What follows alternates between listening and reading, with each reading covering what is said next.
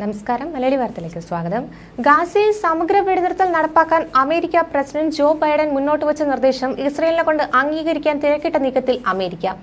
ഗാസയിലെ ജനവാസ മേഖലകളിൽ നിന്ന് ഇസ്രയേൽ പ്രതിരോധ സേന പിൻവാങ്ങുന്നതും ആറാഴ്ചത്തെ വെടിനിർത്തലും ഉൾപ്പെടെ 3 ഭാഗങ്ങളായുള്ള നിർദ്ദേശമാണ് ബൈഡൻ അവതരിപ്പിച്ചത്. മാനുഷിക സഹായം ഉയർത്തുന്നതിനോടൊപ്പം ഫലസ്തീൻ തടവുകാരെയും ബന്ദികളെയും മോചിപ്പിക്കുന്നതും ഇതിൽ ഉൾപ്പെടും. ആക്രമണങ്ങൾ അവസാനിപ്പിക്കാനുള്ള പുതിയ നിർദ്ദേശങ്ങൾ അംഗീകരിക്കാൻ ഹമാസിനോട് ജോ ബൈഡൻ അഭ്യർത്ഥിച്ചു. ഇത് വളരെ നിർണായക നിമിഷമാണ്. വെടിനിർത്തൽ വേണമെന്ന് ഹമാസ് പറയുന്നു.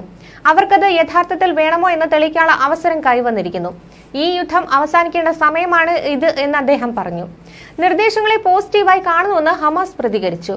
കരാർ ഇരുപക്ഷവും തമ്മിലുള്ള പ്രശ്നങ്ങൾ ശാശ്വതമായി അവസാനിപ്പിക്കുന്നതിലേക്കും ഗാസയുടെ പ്രധാന പുനർനിർമ്മാണ പദ്ധതിയിലേക്കും നയിക്കുമെന്ന് ജോ ബൈഡൻ പറഞ്ഞു. നിർദ്ദിഷ്ട പദ്ധതിയുടെ ആദ്യഘട്ടത്തിൽ സമ്പൂർണ്ണമായ വെടിനിർത്തൽ, ജനവാസ മേഖലകളിൽ നിന്ന് IDF സേനയെ പിൻവലിക്കൽ, ഫലസ്തീൻ തടവുകാരെയും ബന്ദികളെയും കൈമാറൽ എന്നിവ ഉൾപ്പെടുമെന്ന് വെള്ളിയാഴ്ച വൈറ്റ് ഹൌസിൽ സംസാരിച്ച ബൈഡൻ പറഞ്ഞു. മാനുഷിക സഹായങ്ങൾ തടസ്സപ്പെട്ട് കിടക്കുന്ന പ്രദേശങ്ങളിലേക്ക് കൂടുതൽ സഹായ പാക്കേജുകൾ എത്തിക്കാൻ വെടിനിർത്തൽ സഹായകരമാകും. ഇങ്ങനെ ഓരോ ദിവസവും 600 ട്രക്കുകൾ ഗാസയിലേക്ക് സഹായം എത്തിക്കും. രണ്ടാം ഘട്ടത്തിൽ പുരുഷ സൈനികർ ഉൾപ്പെടെ ജീവനുള്ള എല്ലാ ബന്ദികളെയും തിരിച്ചെത്തിക്കും. വെടിനിർത്തൽ ഇരു കൂട്ടരും തമ്മിലുള്ള ശത്രുത ശാശ്വതമായി ഇല്ലാതാക്കുന്നതിന് കാരണമാകുമെന്നും ബൈഡൻ കൂട്ടിച്ചേർത്തു. നിർദ്ദേശത്തിന്റെ 3ാം ഘട്ടത്തിൽ ബന്ദികളുടെ മൃതദേഹങ്ങൾ തിരികെ എത്തിക്കും. ഗാസയിലെ വീടുകൾ, സ്കൂളുകൾ, ആശുപത്രികൾ എന്നിങ്ങനെ പുനർനിർമ്മിക്കുന്നതിനുള്ള US അന്തർദേശീയ സഹായത്തോടെയുള്ള പുനർനിർമ്മാണ പദ്ധതി 3ാം ഘട്ടത്തിൽ ആയിരിക്കും. നിർദ്ദേശം സ്വീകരിക്കാതിരിക്കാൻ ഇസ്രയേലിനോട് ഉദ്യോഗസ്ഥരുടെ സമ്മർദ്ദമുണ്ടാകുമെന്നും ബൈഡൻ ചൂണ്ടിക്കാണിച്ചു. ഇരു ഘട്ടങ്ങൾക്കും ഇടയിലെ ചർച്ചകൾ ബുദ്ധിമുട്ടായിരിക്കുമെന്നും ബൈഡൻ വ്യക്തമാക്കി. എന്ത് രാഷ്ട്രീയ സമ്മർദ്ദം വന്നാലും പരിഗണിക്കാതെ ഈ കരാറിന് പിന്നിൽ നിൽക്കാൻ ഞാൻ ഇസ്രയേൽ നേതൃത്വത്തോട് അഭ്യർത്ഥിച്ചുവെന്നും അദ്ദേഹം പറഞ്ഞു. ഖത്തർ ആസ്ഥാനമായുള്ള മധ്യസ്ഥർ വഴിയാണ് നിർദ്ദേശം ഹമാസിന് കൈമാറിയത്.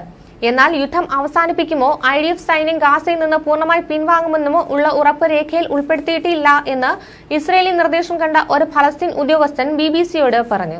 UK വിദേശകാര്യ സെക്രട്ടറി ഡേവിഡ് കാമറൂൺ ഉൾപ്പെടെയുള്ളവർ നിർദ്ദേശങ്ങൾ അംഗീകരിക്കാൻ ഹമാസിനുമേൽ സമ്മർദ്ദം ചെലുത്തുന്നുണ്ട്. UN സെക്രട്ടറി ജനറൽ ആന്റണിയോ ഗുട്ടറൻസ് പുതിയ നീക്കങ്ങളെ സ്വാഗതം ചെയ്തതായി X-ൽ കുറിച്ചു. ലോകം ഗാസയിൽ വളരെയധികം കഷ്ടപ്പാടുകൾക്കും നാശത്തിനും സാക്ഷ്യം വഹിച്ചിട്ടുണ്ട്. ഇത് നിർത്താനുള്ള സമയമായി എന്നും അദ്ദേഹം പറഞ്ഞു. ഹമാസിനെ പൂർണ്ണമായും തുരത്തുന്നതുവരെ ഗാസയിൽ സുസ്ഥിര വെടിനിർത്തൽ സാധ്യമല്ലെന്ന ഇസ്രയേൽ പ്രധാനമന്ത്രി നെതന്യാഹുവിന്റെ പ്രതികരണം US നീക്കത്തിന് തിരിച്ചടിയാകുന്നുണ്ട്. എന്നാൽ ഇസ്രയേൽ പ്രതിപക്ഷവും മന്ത്രിമാരിൽ ഒരു വിഭാഗവും വെടിനിർത്തൽ കരാറിലൂടെ ബന്ദിമോചനം നടപ്പാക്കണം എന്ന നിലപാടിലാണ്. US state secretary Antony Blinken Egypt, Qatar നേതാക്കളുമായി ഇന്നലെ ടെലിഫോണിൽ സംസാരിച്ചു. മധ്യസ്ഥ നീക്കം ശക്തമായി ഗാസയിൽ ഉടൻ വെടിനിർത്തൽ നടപ്പാക്കണമെന്നാണ് ആന്റണി ബ്ലിങ്കൻ ആവശ്യപ്പെട്ടത്. യൂറോപ്യൻ യൂണിയനും വെടിനിർത്തൽ നീക്കത്തെ സ്വാഗതം ചെയ്തു. ബൈഡൻ സമർപ്പിച്ച വെടിനിർത്തൽ നിർദ്ദേശത്തോട് ഹമാസ് നിലപാടും ഏറെക്കുറെ അനുകൂലമാണ്. ന്യൂസ് ഡെസ്ക്, മലയാളി വാർത്ത.